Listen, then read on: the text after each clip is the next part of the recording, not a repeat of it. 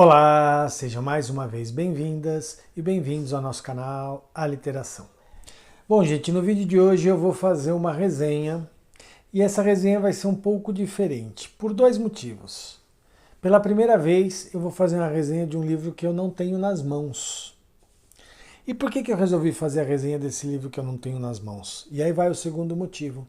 Porque eu vou fazer uma resenha de um livro que eu li há muitos anos. Há muitos anos. Eu li quando eu era jovem, assim. Jovem não tão jovem, né? Eu devia ter uns 22, 23 anos, mas jovem, né? Eu já era um jovem adulto, mas jovem. E depois nunca mais li. Eu li esse livro duas vezes seguidas, né? E depois nunca mais li esse livro. Só que esse livro nunca saiu da minha cabeça. E eu resolvi fazer, eu até estava esperando comprar esse livro, né? Tá, vou comprar, vou esperar chegar, tal, vou reler depois de adulto, né? Uma pessoa mais madura, tal, e aí vou fazer a resenha. Mas eu resolvi fazer o desafio a mim mesmo de resenhar esse livro com a minha memória, com a memória que eu tenho dele, de ter lido ele. Se eu li quando eu tinha 22 anos de idade, há 51, ou há 31 anos atrás, né? Há 31 anos atrás. Então, trata-se do livro Avalovara, o romance Avalovara, de Osman Lins, que está aparecendo aqui para vocês e que, como eu disse, eu não tenho nas minhas mãos. E por quê? Porque quando eu li Avalovara, eu não comprei esse livro. Eu li, era uma época em que a gente ia muito à biblioteca comprar, para emprestar livro, né? Pegar livro emprestado e tal. E eu peguei o Avalovara emprestado para ler, né? Numa biblioteca. E li, e enfim, como eu disse, li duas vezes seguidas. E esse livro nunca mais saiu da minha cabeça. Nunca mais. Bom, primeiro, vamos lá. Quem é Osman Lins, o autor do livro Avalovara? Osman Lins, ele é muito conhecido, né? Talvez a obra mais famosa dele é um texto teatral que acabou ficando famosa porque virou um filme. Osman Lins é autor de Lisbela e o Prisioneiro, né? Ele é um escritor, inclusive, de Vitória do Santo Antão, em Pernambuco, que é justamente onde se passa a história de Lisbela e o Prisioneiro, né? Então, Osman Lins, um escritor pernambucano que nasceu em 1924 e morreu em 1978, morreu jovem, aos 24 anos, um dos expoentes, né, da literatura modernista brasileira. Como eu disse, autor de uma obra famosa como Lisbela e o Prisioneiro. Ele também tem um livro de contos bastante interessante que se chama Os Gestos. E ele tem um romance que é considerado a sua obra-prima, que é Avalovara, que foi publicado pela primeira vez em 1973, né? Então, pouco antes da morte do Osman Lins, Avalovara foi publicado. E por que eu resolvi fazer a resenha de Avalovara sem tê-lo, né? E com a memória de um livro que eu li há muito tempo? Justamente por isso, porque o livro me pegou de tal forma que mesmo tendo lido esse livro há 31 anos atrás, eu ainda tenho muitas recordações dele. Então vamos lá. Primeiro, o que a Avalovara tem de tão diferente? Primeiro, o próprio nome, né? O nome Avalovara vem de uma derivação, né? de um bodhisattva do Zen budismo, né? Avalokiteshvara, que é considerado o Bodhisattva, né, do Zen budismo. Meu filho, se eu estiver falando errado, meu filho vai me encher a paciência, porque ele era Zen budista, ele sabe o nome de todos esses caras, né, de todos esses entes, nessas entidades do Zen budismo, mas enfim. O Avalokiteshvara é considerado o piedoso, né, a grande piedade dos grandes budistas, dos Budas, né? E, enfim, ele é representado no Zen budismo como uma entidade com 1000 braços, né? E no livro, o Avalovara é uma derivação do Avalokiteshvara, né? Mas o Avalovara, no livro, é um pássaro feito de 1000 pássaros, né? Só para a alusão que ele faz ao Bodhisattva. Então já começa pelo nome, né? O título do livro, Avalovara, é um título muito curioso e que não tem uma relação direta com a história, apesar de ter um pássaro na história, desse pássaro permear a história. Ele não tem uma relação direta com a história, mas ele tem uma relação direta muito com tudo que está por trás da narrativa do romance. O romance, gente, ele é escrito numa estrutura muito curiosa. Ele é escrito através da estrutura de um quadrado mágico muito famoso, né? Que é um palíndromo. Palíndromo, para quem não sabe, é aquela frase ou aquela palavra que lida de trás para frente ou de frente para trás, tem o mesmo significado, né? Então a palavra arara é um palíndromo, né? Porque você pode ler arara de trás para frente e de frente para trás, que continua sendo arara, né? É a mesma palavra. E esse palíndromo que serviu para a estrutura de escrita, da própria escrita do romance Avalovara, do Osman Lins, é um quadrado mágico, né, um chamado quadrado mágico, né, um palíndromo, que é uma frase em latim, que já foi encontrada em diversas escavações arqueológicas, gravado em pedras, enfim, esse quadrado mágico. E por que é um quadrado mágico? Porque, na verdade, é uma frase que tem algumas palavras. Então a frase é Sator arepo tenete opera rotas. Essa é a frase, Sator arepo tenete opera rotas. Só que essa frase é formada de 5 palavras, cada palavra com 5 letras, né? Ela é colocada num quadrado de 5 por 5, né? 5 por 5. Então você tem lá, Sator, se você pegar Sator arepo tenete opera rotas, ler de baixo para cima, dentro do quadrado, você vai ter Sator arepo tenete opera rotas. Se você ler da esquerda para a direita, você vai ter Sator arepo tenete opera rotas. Se você ler da direita para a esquerda, você vai ter Sator arepo tenete opera rotas. Ou seja, de qualquer sentido que você lê as palavras que compõem esse quadrado mágico, a frase é a mesma. É uma frase em latim que tem um significado meio obscuro, tal, mas seria algo em torno como... Arepo seria um nome próprio de um semeador, né? Então seria como o semeador que cuida muito bem do seu campo, que é cuidadoso com o seu campo, com a sua cultura, né? Com aquilo que ele planta, né? Isso faz diversas alusões, faz alusões aos evangelhos, faz alusões inclusive ao ato de escrever, né? Como se o criador fosse o próprio escritor, tá? E aí nesse quadrado mágico, o Osman Lins desenha uma espiral, né? Sobre esse quadrado mágico ele vai desenhar uma espiral que sai do centro, né? Pensando que a letra E é a única letra que não se repete dentro do quadrado. E ela está no centro do quadrado. Inclusive tem uma coisa curiosa, que a palavra tenete, né? Tenete, a letra E não, a letra N. A palavra tenete, ela tá em forma de cruz no quadrado, né?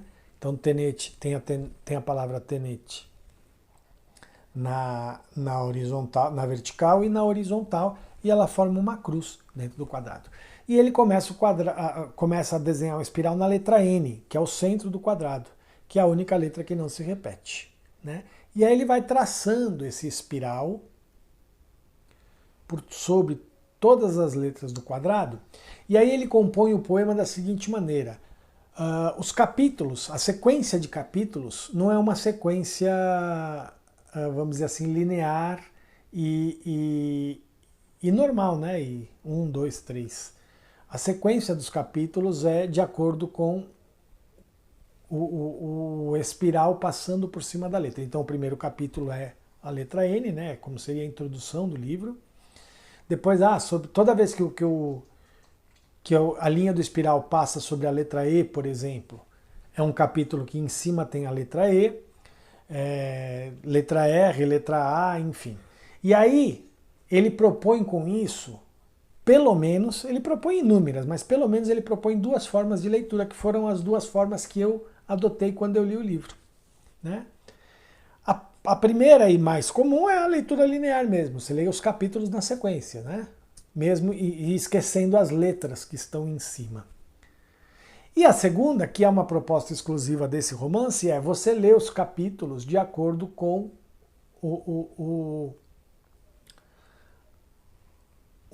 a passagem do espiral, né, da linha do espiral, pelas letras.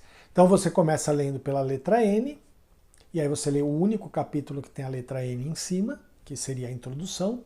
Depois você vai para todos os capítulos que tem a letra E em cima. Então você vai ler, você lê um capítulo que tem a letra E, depois você pula alguns capítulos, vai para outro capítulo que tem a letra E, pula outros capítulos e vai lendo. E aí você lê uma história específica. Depois você lê todos os capítulos que tem a letra, que passam pela letra R, né? Pela letra S, pela letra T, pela letra A, enfim, por todos. Você vai fazendo a leitura de acordo com a letra que está em cima dos capítulos. E aí você tem uma nova experiência de leitura. Quando eu li primeiro desse jeito. Eu fiz primeiro essa leitura, que é a proposta. Inclusive, na edição que eu tinha do livro, havia essa proposta explícita, né? Provavelmente eu, aos 22 anos de idade, por mais que já fosse um leitor bem experimentado, eu já tivesse lido bastante aos 22 anos de idade, eu não teria sacado talvez essa coisa, né? Tinha lá uma indicação para fazer esse tipo de leitura, então eu comecei a fazer por esse tipo de leitura. Até porque tinha o nome da história em cima de cada capítulo, né? Então Rosa e a Cidade, Cecília entre os Leões, enfim. E Rosa e Cecília, depois eu vou dizer quem são. E aí eu fiz primeiro essa leitura, pulando os capítulos, e depois, logo em seguida, quando eu acabei de ler, tomado pelo livro, que me tomou logo na primeira leitura, eu fui fazer a leitura linear. E a sensação que eu lembro até hoje, a sensação que eu tive, foi muito interessante. A segunda leitura que eu fiz é como se eu estivesse lendo um livro sobre as histórias. É como se as histórias da minha primeira leitura, que eu li cada história separadamente, fossem histórias reais. E aí eu estava lendo um livro, na segunda leitura, um livro sobre essas histórias reais. E é muito interessante essa sensação, porque uma das grandes sacadas, né, para mim uma das grandes genialidades de Avalovara é justamente essa. Uma mistura entre ficção e realidade, né, que outras obras que eu já resenhei aqui têm também, só que em Avalovara ganha uma certa dimensão pelo seguinte. Se a gente for ver do ponto de vista estrutural, ainda falando de estrutural, perceba que eu ainda não falei da história do livro, né? Mas falando ainda da questão estrutural, o Osman Lins vai, em 1973, propor uma coisa que hoje em dia é muito comum, né? Que é a leitura não linear. Ele vai ser talvez um dos precursores do chamado hipertexto, né? Que você vai vendo uma história, aí você pula e vai para outra, vai para outra, e vai para outra, e vai para outra, e vai para outra referência e tal. E ele ele faz esse jogo com a gente no romance Avalovara, né? E segundo, existe no romance na narrativa de Avalovara um certo futurismo, né? Uma das personagens, inclusive, uma das mulheres, né? Que são os amores do protagonista, enfim, do personagem principal da história, que é o Abel. Ela é uma coisa meio ciborgue, enfim. Então também tem essa coisa meio futurista, né? Só que uma coisa que é uma exaltação ao futurismo e ao mesmo tempo um alerta aos perigos desse futurismo. Então uma coisa muito interessante em Avalovara é isso, é esse alerta, entre aspas, né? Porque não é explícito, entre a distorção da realidade que a gente está vivendo agora. Então ele acaba se tornando um romance bem atual por causa disso. A ideia de um futuro promissor e ao mesmo tempo um futuro que pode ser destruidor. A não linearidade, a quebra da linearidade temporal. E olha que a gente está falando de um romance de 1973. E qual é a história de Avalovara? E aí a história também é uma coisa interessante, porque são histórias de amor, né?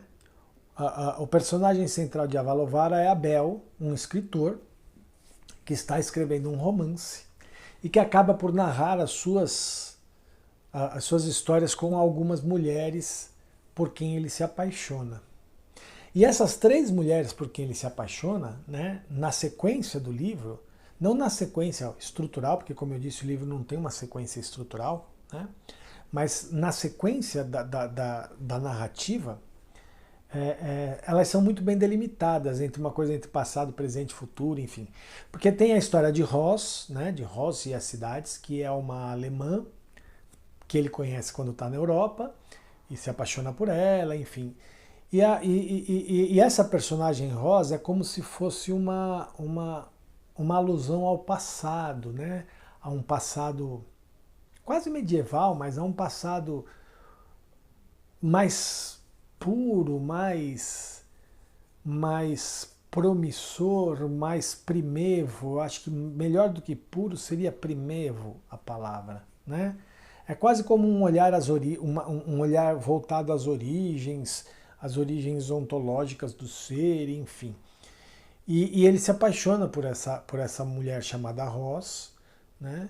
E narra como foi toda a sua aventura, né, com esta mulher. E aí tem uma segunda mulher, que seria Cecília, que seria como se fosse a mulher real, a afirmação do amor, enfim, ele já a conhece aqui no Brasil, né? Cecília é uma brasileira, e onde ele narra também as aventuras, né, amorosas que ele teve com Cecília, e é quase como se Cecília fosse a maturidade, a racionalidade, né? E a terceira mulher é uma mulher sem nome, né? No livro, inclusive, a mulher é identificada por uma figura que é como se fosse um pequeno círculo com um ponto no meio e duas aspas, como se fossem asinhas saindo, né? Fazendo uma alusão, inclusive, ao pássaro Avalovara, né? E essa mulher, ela é meio ciborgue, uma mulher meio um pouco humana, um pouco cibernética, enfim. E que é um vislumbre, né, do amor futuro, ou do futuro do amor, enfim. E o que tem de interessante nessas três personagens, nessas três mulheres, né, por quem Abel se apaixona, enfim, e que Abel narra no livro, né, é que a gente não tem muita convicção de que essas mulheres existem efetivamente na vida do Abel, ou se essas mulheres são personagens criadas pelo Abel para o romance que ele está escrevendo. Ele está escrevendo um romance. Então é muito, muito interessante, porque mais uma vez a gente tem uma coisa de uma confusão, né? Uma fusão, mas uma confusão entre realidade e ficção muito genial, né? Porque aí o Osman Lins coloca isso numa outra potência, né? Ele coloca num expoente maior, porque além de ele, Osman Lins está escrevendo um romance onde existem essas três mulheres que são personagens de ficção, mas que fala de amores reais. O próprio a protagonista do romance, que é um escritor, Abel, também. Então ele vai nessa estrutura metalinguística, ele vai então colocar um expoente a mais nessa fusão entre ficção e realidade de uma maneira muito forte, muito forte. Avalovara é um romance assim. E é engraçado que ele é pouco estudado, ele é pouco conhecido de grande parte das pessoas, né, dos leitores brasileiros em geral. Acho que é por isso que eu resolvi fazer essa resenha, porque Avalovara merece. É um romance que, como eu disse, eu li há 31 anos. Eu ainda tenho muitas das sensações gravadas em mim de quando eu li esse livro. Eu tenho toda essa memória da estrutura dele, da sensação que eu tive quando eu fiz cada uma das duas leituras que eu fiz do livro, essa síntese das narrativas, enfim.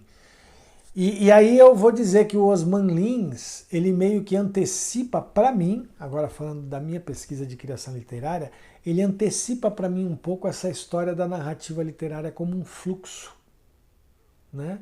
Como um fluxo de rio, que é a minha pesquisa atual, mas como um fluxo.